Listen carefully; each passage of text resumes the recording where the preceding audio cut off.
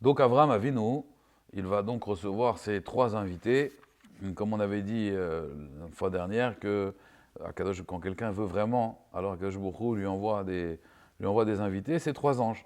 Alors Rachid nous dit, Shlosha Anashim, bien sûr, ils n'avaient pas l'air d'anges, ils pensaient que c'était des êtres humains, d'ailleurs c'est pour ça qu'il leur a demandé de se laver les pieds, parce qu'à l'époque on idolâtrait la poussière de nos pieds, et donc il leur a demandé de se laver les pieds avant.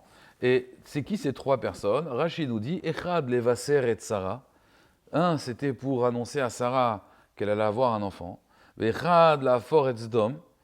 Un, c'était pour détruire la ville de Sodome et Gomorre. Vechad les Rafot et Avraham. Et un, c'était pour guérir Avraham. Il dit Rashi, She'en malach echad ose shte shlichuyot. Et donc il explique qu'un ange, il ne peut pas faire deux missions. Un ange, il a une mission. Un malach, c'est comme un chaliar, c'est comme un envoyé, il vient là pour une mission. Donc, le premier, c'est Michael. Là, je vous explique le Midrash plus en 3D. Rachid dit, les Vaser et Sarah, ça c'est Michael. Le second, détruire Sodome, c'est Gabriel. Et le troisième, pour guérir Avram Avinu, donc de la Brit Mila, c'est Raphaël, l'ange de la Refoua.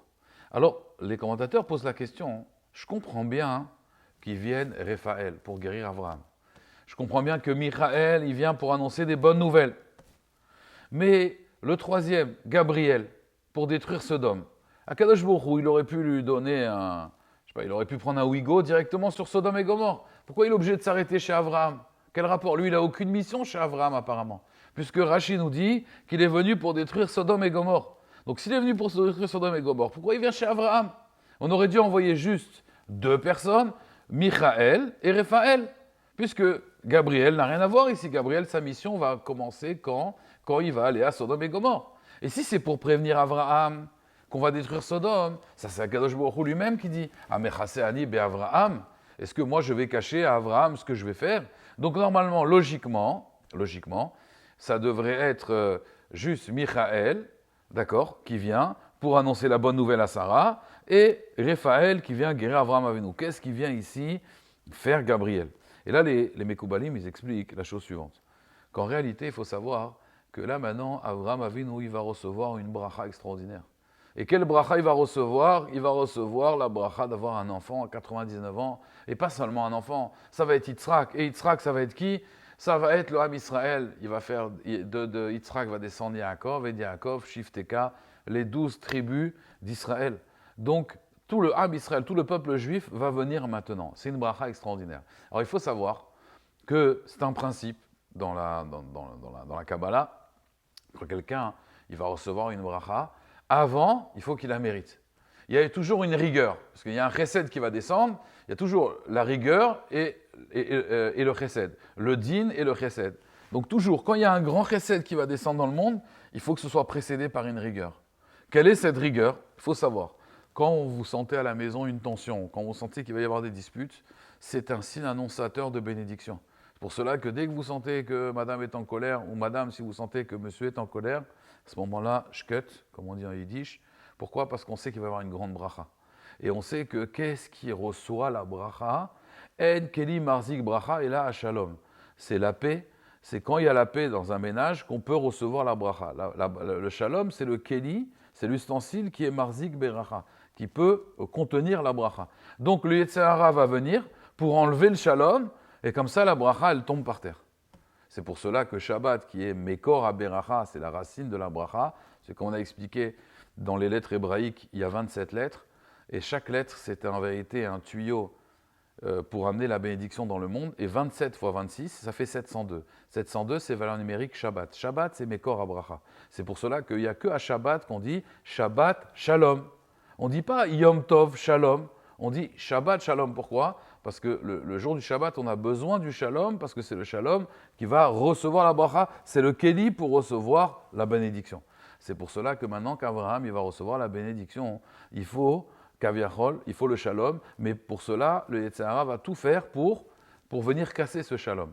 Alors Akadosh Baruch Hu, il va être obligé de simuler une dispute. Hachem va voir Abraham, il lui dit, pourquoi Sarah l'a rigolé?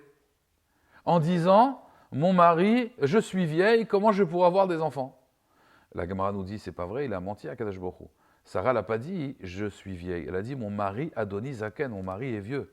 De là, la Gemara dans Yebamot, elle nous dit qu'on a le droit de mentir pour le shalom. Très bien, on a le droit de mentir pour le shalom. Mais pourquoi Kadosh Baruch Hu, il rentre dans le problème? Ne dis rien, c'est tout, elle a rigolé, tu dis rien. On voit qu'Akadosh Baruch Hu, ils disent Nemekoubalim, il est obligé de simuler une dispute entre Avraham et Sarah. Tu as vu, elle a rigolé. Pour que Avraham, il ait la possibilité de s'énerver. Et donc, quand le Satan, il voit ça, le Satan, il s'en va. Ça, il y a des disputes entre eux, la bracha ne va pas tomber. Mais on voit qu'Avraham, il a tenu. Et Avraham, il a dit non, tu as rigolé. Elle dit, j'ai pas rigolé. Et lui, il a dit, tu as rigolé. Il lui a dit ce qu'il avait à dire. Pourquoi Avraham, il ne s'est pas énervé? Il aurait pu s'énerver avec Sarah.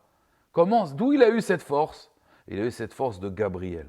Gabriel, c'est vrai que c'est la rigueur, mais Gabriel, ça vient du mot Gever, l'homme. Ça veut dire Ezeu Gibor. Gabriel, c'est Gibor. Ezeu Gibor, Akovesh et Titzro. C'est qui l'homme fort? C'est celui qui sait contenir son Yetzirah. Donc en réalité, Gabriel est venu pourquoi? Gabriel, il est venu pour donner la force à Abraham de ne pas s'énerver dans cette dispute, qui a été en vérité simulée par Akadosh Baruch Hu. Il a simulé une dispute pour que le Satan s'en aille, que Abraham, il ait la force de tenir grâce à Gabriel, qui va lui donner cette force de tenir, et comme ça, ils vont pouvoir recevoir la bracha d'Hachem, et ils vont pouvoir avoir cet enfant. Donc vous voyez, chaque détail en vérité dans la Torah, il est précis en fait. C'est Gabriel, on a besoin de lui pour simuler la dispute, pour qu'il reçoive cette bracha.